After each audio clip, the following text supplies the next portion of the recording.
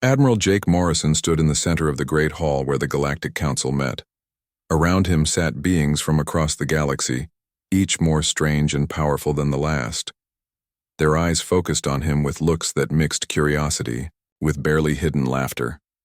Above the planet, his small fleet of 12 human ships waited in orbit, looking old and weak compared to the massive warships that belonged to the other races. Commander Lisa Hayes watched the meeting from her position, on the bridge of the UES Independence. She could see the live feed from the council chamber on her main screen. The alien delegates were not trying very hard to hide their amusement at the human request to join their alliance.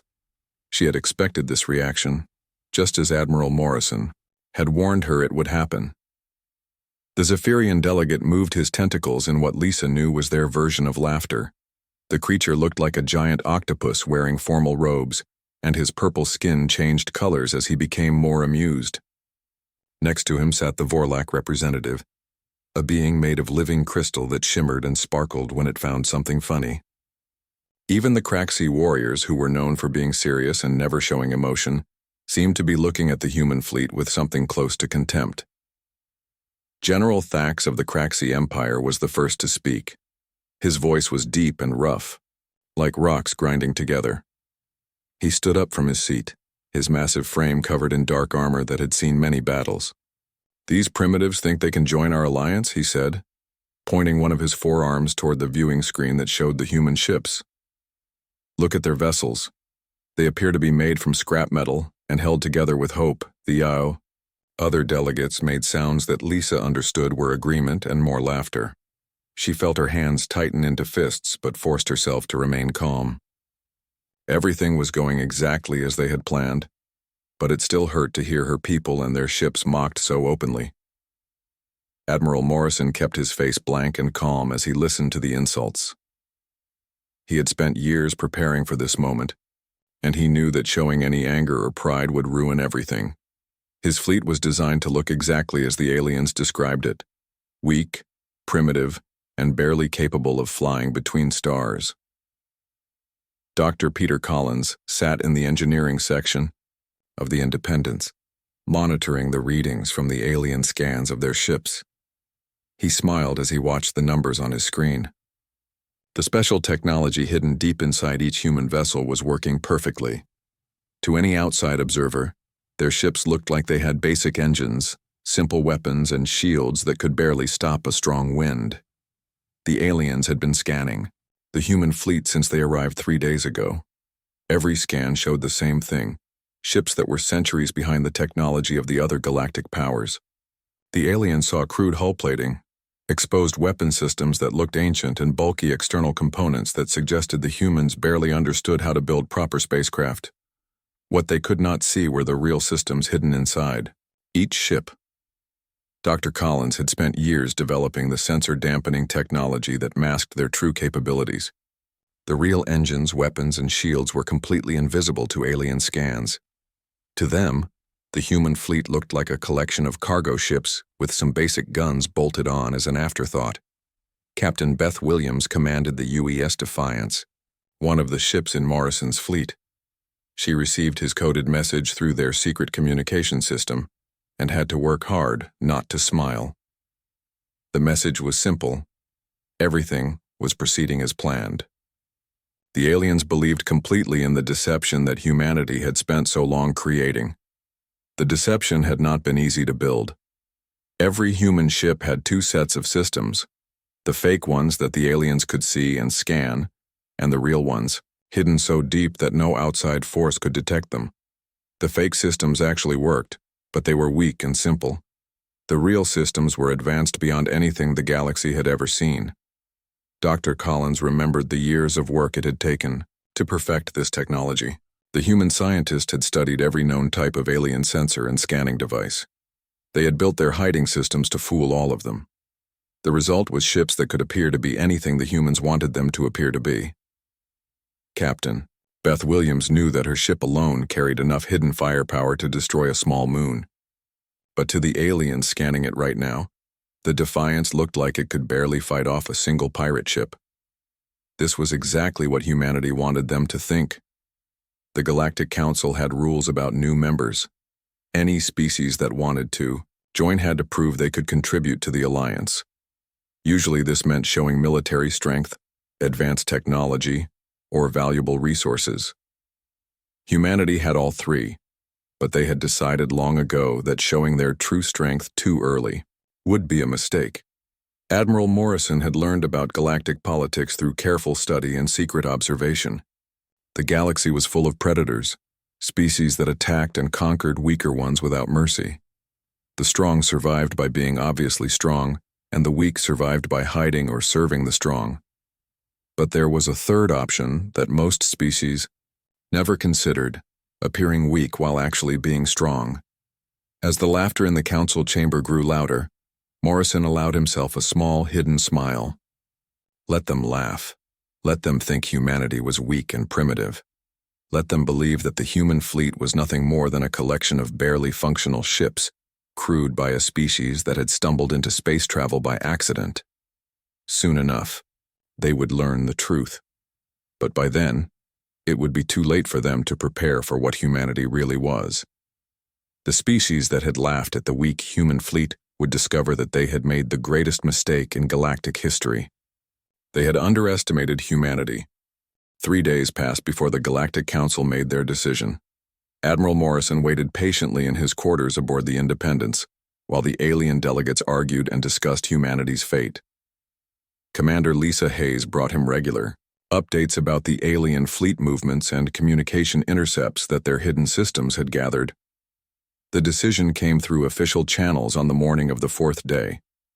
Humanity would be granted provisional membership in the E-Die Zone Galactic Alliance, but first they had to prove their worth through a test mission. The test would be a routine patrol of the Outer Rim territories, where pirates and raiders often attacked merchant vessels and mining operations. Colonel Sam Parker commanded the Marine detachment aboard the Independence. When he read the mission briefings, he had to work hard to keep from grinning. The aliens expected the humans to serve in a support role, handling cargo protection and basic reconnaissance, while the real military forces dealt with any serious threats that might appear. The joint fleet that would undertake this mission was impressive by any galactic standard. 6 massive Vorlak dreadnoughts formed the main battle line, each one over 3 kilometers long and bristling with crystal-based weapons that could crack planets. 4 Craxi battle cruisers provided heavy assault capability, their dark hulls covered in armor plating that had never been penetrated in battle. And trailing behind this mighty armada came the small human contingent, 12 ships that looked like they belonged in a scrapyard rather than a military formation. The alien commanders had made it clear that the humans were expected to stay out of the way and observe how real warriors handled dangerous situations. Commander Tony Blake commanded the UES Vigilant, one of the ships assigned to bring up the rear of the formation. He watched as the alien vessels maintained tight formation patterns that demonstrated their superiority, and left the humans looking like unwanted tagalongs who had somehow convinced the adults to let them come along on a dangerous mission. The departure from Council space was a grand affair. Representatives from dozens of species came to watch as the joint fleet prepared to leave. The alien ships gleamed in the sunlight, their hulls polished, and their weapon systems clearly visible, as symbols of galactic power. The human ships looked dull and crude by comparison, their external components giving the impression of machinery that barely functioned. Dr. Elena Foster served as the fleet's xenobiologist and diplomatic observer. Through the official communication channels, she listened to the conversations between alien crew members on different ships. The confidence in their voices bordered on arrogance as they discussed the upcoming mission and the role that humanity would play in it. Admiral Zyth of the Vorlak hegemony commanded the joint fleet. His crystalline form sparkled with satisfaction as he issued orders to the various ship commanders. During one public communication that was broadcast to all vessels, he stated his opinion that the humans would likely retreat at the first sign of real combat, but that this was acceptable since they were only along to learn how proper military operations were conducted. Captain Greg Turner commanded the UES Resolute and spent his time running diagnostics on systems that the aliens could not detect. Each human vessel carried hidden weapons that could level small moons. but their external appearance suggested they could barely defend themselves against lightly armed pirates. The deception had taken years to perfect, and now it was about to be tested in the most important way possible. The joint fleet traveled for 2 days through hyperspace before reaching their patrol area in the Outer Rim. This region of space was known for being dangerous, with numerous asteroid fields and nebulae that provided perfect hiding spots for raiders and criminals. Mining operations in this area frequently requested military escorts, and merchant convoys often fell victim to well-organized pirate attacks.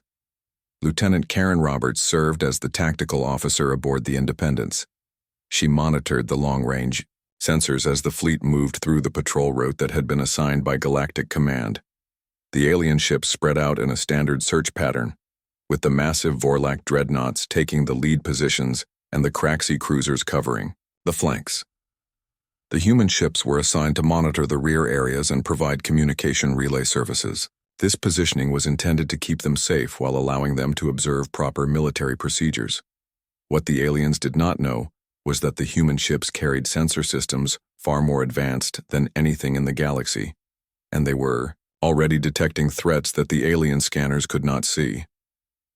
On the 3rd day of patrol, those hidden sensors detected something that made Captain Turner smile grimly as he reviewed the data.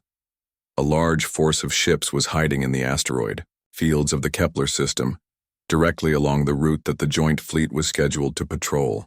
The ships were clearly not legitimate merchants or miners. Their energy signatures and formation patterns marked them as a major pirate armada. Dr. Peter Collins analyzed the sensor data and confirmed what everyone aboard the human ships already suspected. This was not a random encounter with a few desperate raiders. 27 heavily armed vessels lay in wait, including several ships that had clearly been captured from various galactic militaries.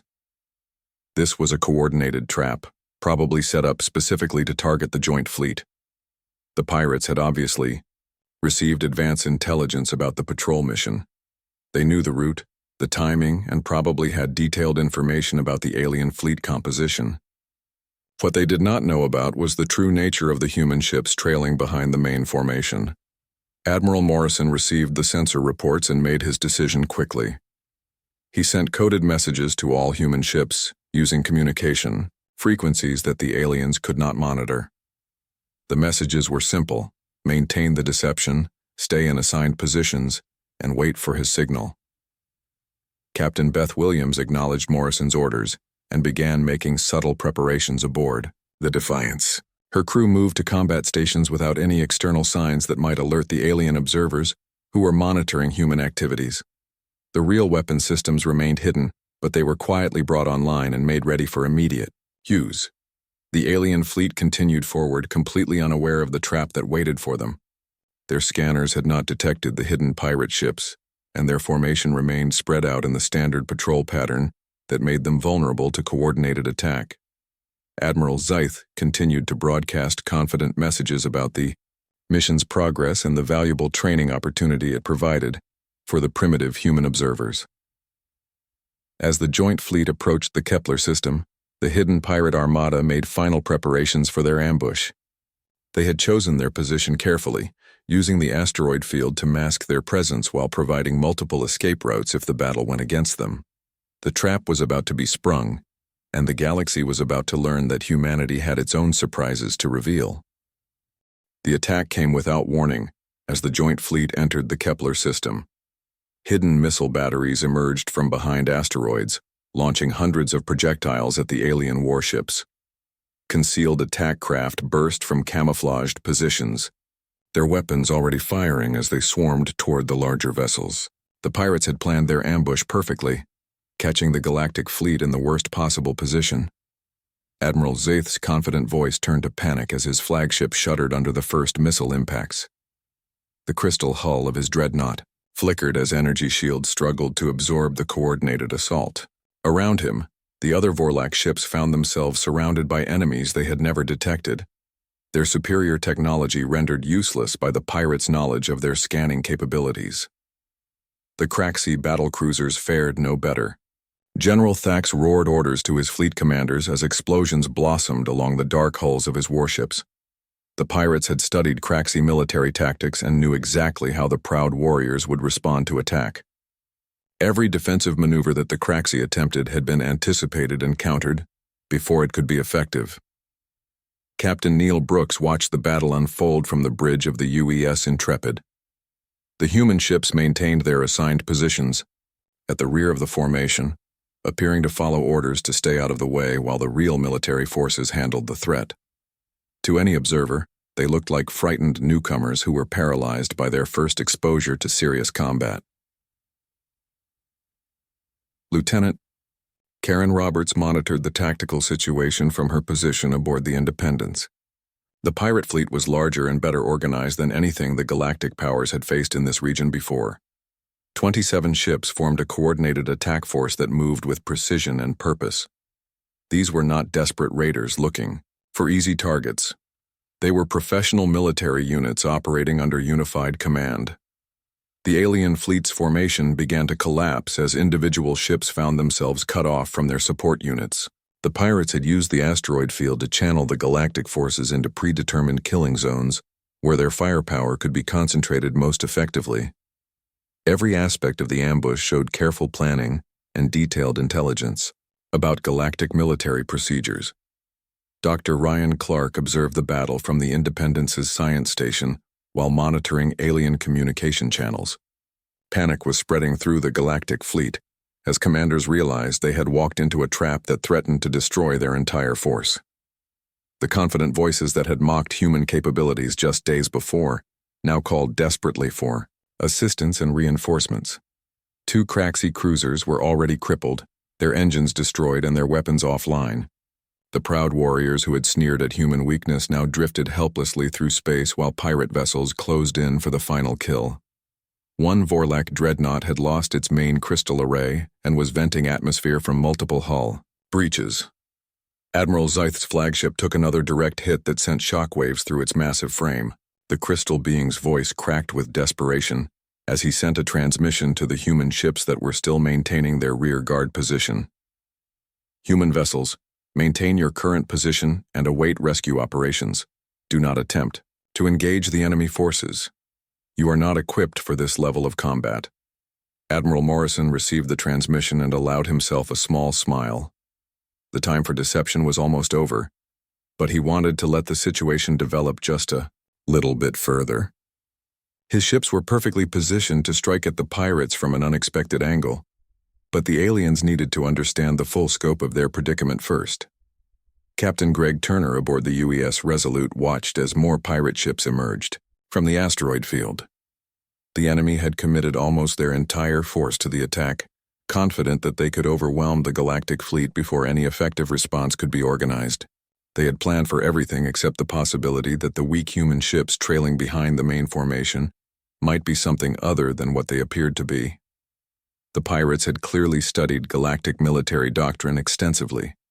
They knew how Vorlak crystal ships reacted to sustained bombardment, and they understood the aggressive tactics that Craxi warriors favored in combat situations. Their trap had been designed specifically to counter these known behaviors and turn the aliens' own strengths against them. Colonel Sam Parker watched the Marine readiness reports from his command station. Every human ship in the fleet was at full combat readiness, their crews prepared for the order that would change everything. The hidden weapons systems had been quietly brought online, and the real engines were ready to propel the human vessels at speeds that would shock the galaxy. Dr. Elena Foster continued monitoring alien communications as the situation grew more desperate. The Vorlak admiral was calling for immediate retreat, but the pirates had positioned their forces to cut off all escape routes. The Craxi general was demanding that his remaining ships fight to the death rather than surrender, but his damaged vessels could barely maneuver, let alone mount an effective counterattack. A third Craxi cruiser exploded as pirate torpedoes overwhelmed its shields and penetrated its armored hull. The proud warrior vessel broke apart in a brilliant flash that lit up the asteroid field. General Thax's anguished roar of rage echoed across the communication channels as he watched his forces being systematically destroyed. The pirates were beginning to celebrate their victory. Their coordinated attack had proceeded exactly as planned, and the feared galactic fleet was being reduced to debris and crippled hulks. Soon they would be able to capture the surviving alien crews and ships, adding to their growing power base in the Outer Rim territories. Admiral Morrison watched the tactical display as the last phase of the pirate attack began. Enemy boarding ships were moving toward the damaged alien vessels, while the main pirate fleet maintained their attack positions. In a few more minutes, the battle would be over, and the galactic forces would be completely defeated. But Admiral Morrison had no intention of letting that happen. He opened a communication channel to Admiral Zith, his voice calm and steady despite the chaos raging around them. "Negative on maintaining position, Admiral. We're moving to assist." The transformation that followed would become legendary throughout the galaxy. As Morrison spoke, every human ship in the fleet began to change before the astonished eyes of aliens and pirates alike. External hull panels retracted to reveal hidden weapon arrays that defied belief. The crude, primitive vessels that had been mocked and dismissed suddenly sheathed, their disguises like snakes shedding old skin. The galaxy was about to discover that humanity's greatest strength had never been their technology or their numbers. It had been their patience, their planning, and their absolute commitment to never revealing their true capabilities until the moment was exactly right. The transformation was swift and absolute. Captain Derek Walsh watched from the bridge of the UES Thunder as his ship's external panels slid away to reveal weapons that should not have existed. Particle beam arrays emerged from what had appeared to be cargo holds. Quantum torpedo launchers rose from fake engine housings. Gravitational pulse cannons that could tear holes in space itself extended from hull sections that had looked like primitive armor plating. All across the human fleet, the same metamorphosis was taking place. Ships that had seemed barely capable of interstellar flight suddenly bristled with advanced weaponry that made the aliens' most sophisticated armaments look like children's toys. The crude primitive vessels that had been the subject of galactic mockery revealed themselves to be the most advanced warships anyone had ever seen. Commander Amy Stewart coordinated the attack from her position aboard the Independence. The human ships moved with a precision and speed that defied the laws of physics as the aliens understood them. Their real engines, hidden for so long behind fake external components, propelled them at velocities that should have torn the vessels apart. Instead, they danced through the asteroid field like living things, avoiding obstacles that would have destroyed other ships. The pirates, who had been celebrating their victory over the galactic fleet, suddenly found themselves facing an enemy they had never planned for. Their intelligence had told them about 12 weak human ships that posed no threat to anyone. Instead, they now faced 12 vessels that moved like interceptors, but hit like dreadnoughts, each one carrying enough firepower to level entire planets. The UES Independence locked onto the lead pirate vessel and fired its main weapon. The quantum torpedo that emerged from its launcher was unlike anything the galaxy had ever seen. It passed through the enemy ship's shields as if they did not exist, then detonated inside the hull with the force of a small star. The pirate dreadnought did not explode or break apart. It simply ceased to exist, reduced to its component atoms in the space of a heartbeat. Lieutenant Gary Miller aboard the UES Justice watched as the remaining pirates realized what they were facing. Panic spread through their fleet as ship after ship vanished under the human assault. The coordinated attack formation that had been so effective against the galactic forces collapsed as individual captains abandoned their positions and tried desperately to escape. Admiral Morrison's voice cut through the chaos with calm authority. "All human vessels, implement attack pattern Delta. No pirate ship leaves this system."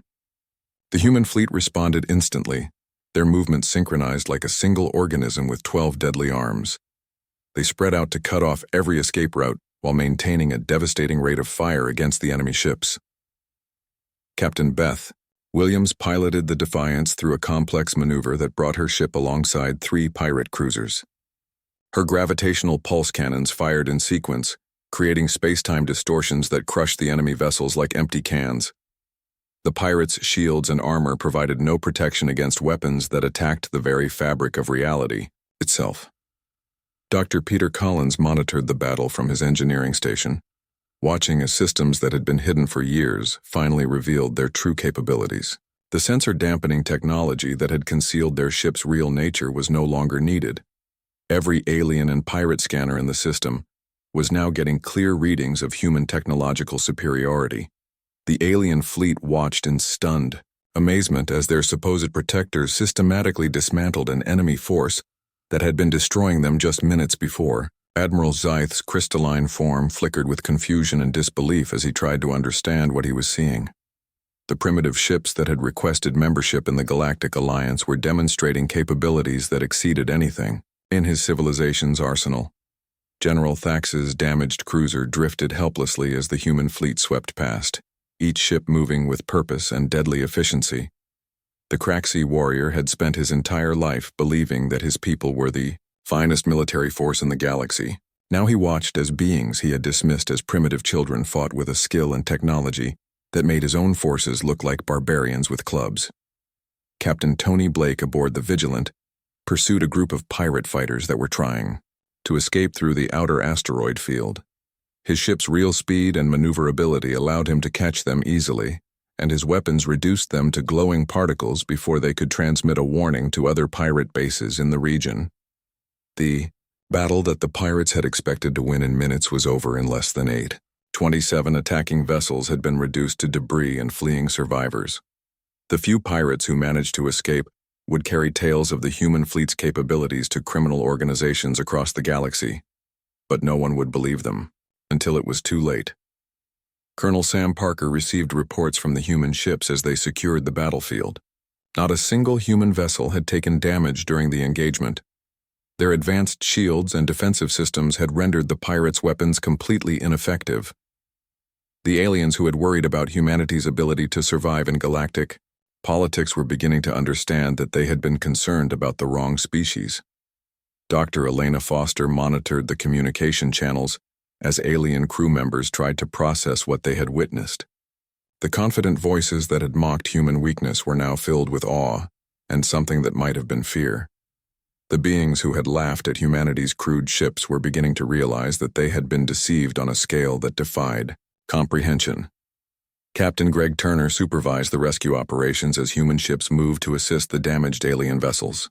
The same advanced technology that had been used to destroy the pirates was now being employed to save lives and repair systems. Medical teams with equipment far beyond galactic standards began treating injured alien crew members with efficiency that impressed even the proud Craxi warriors. Admiral Morrison opened a communication channel to the alien fleet commanders. His voice remained calm and professional, as if the devastating display of power had been nothing more than a routine training exercise.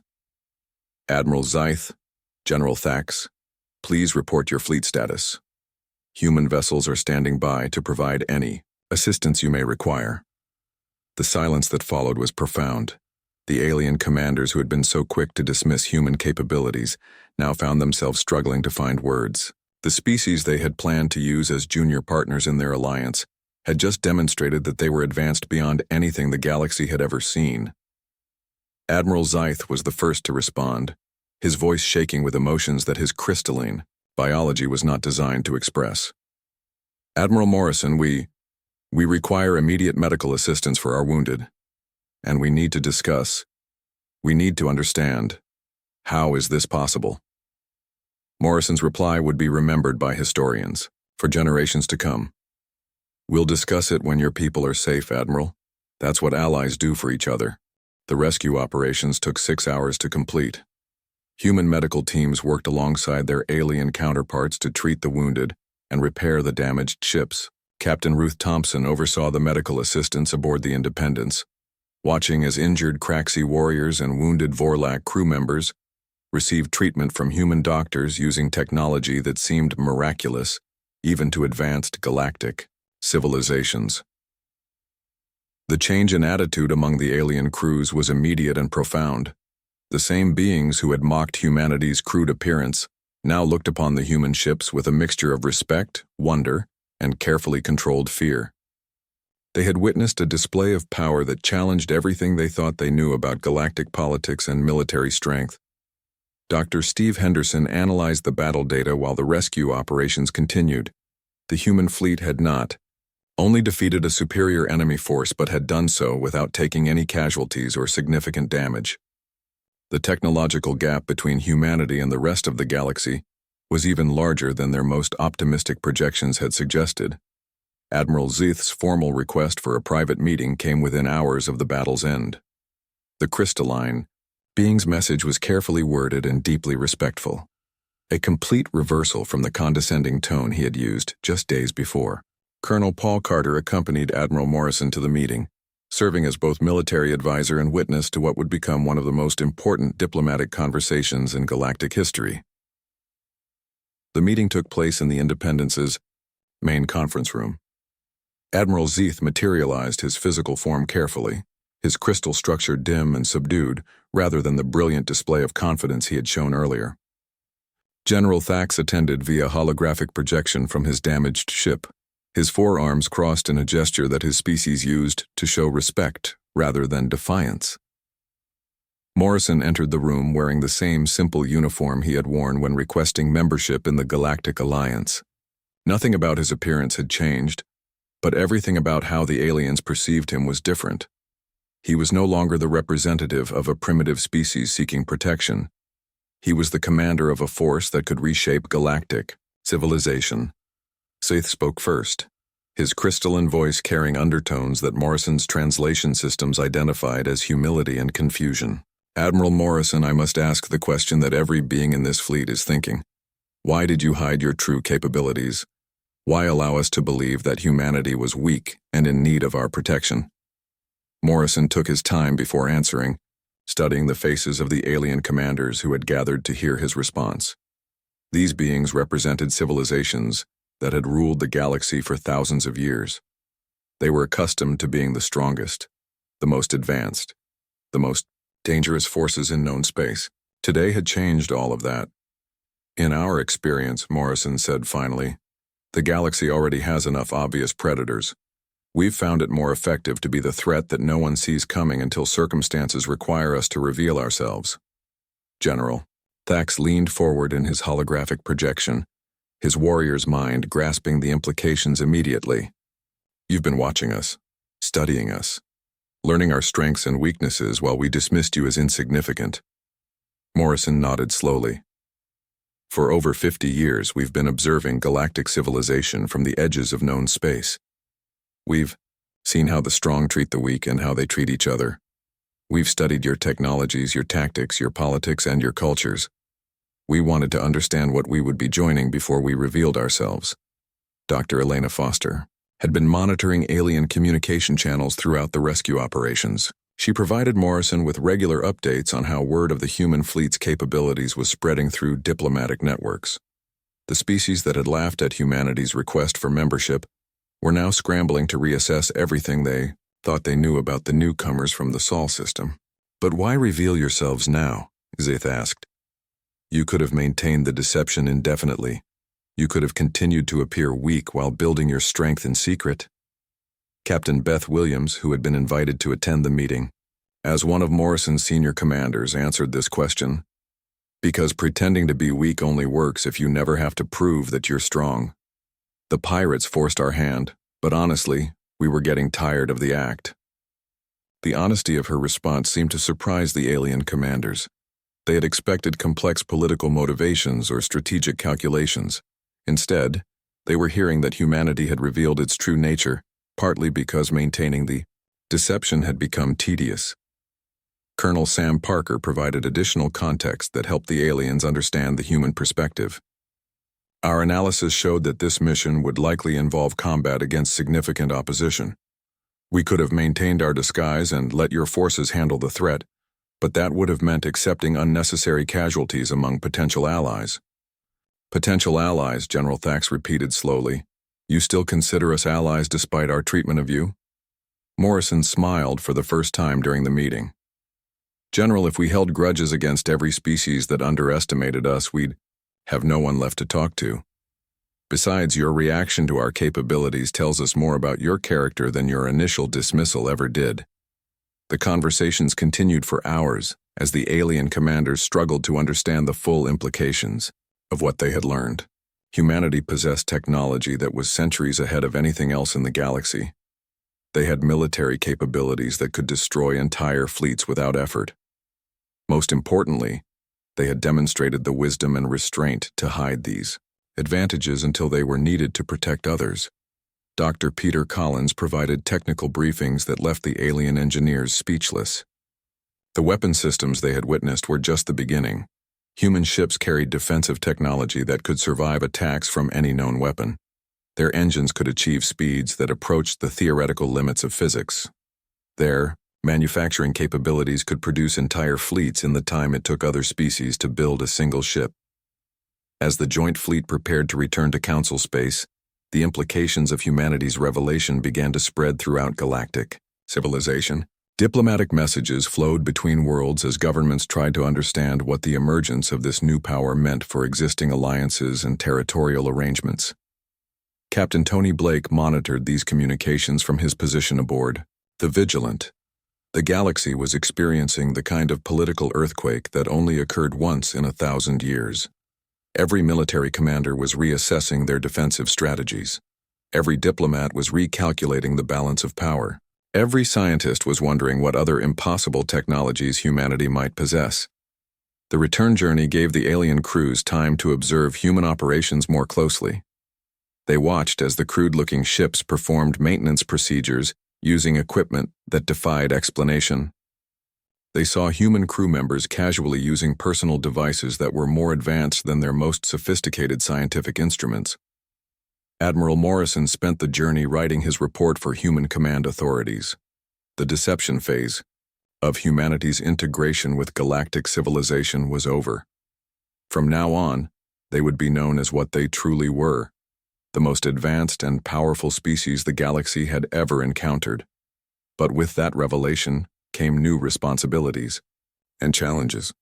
The galaxy would never look at humanity the same way again, and humanity would have to decide what kind of galactic citizen they wanted to be. The age of hiding in the shadows was over, and the age of human leadership in galactic affairs was about to begin.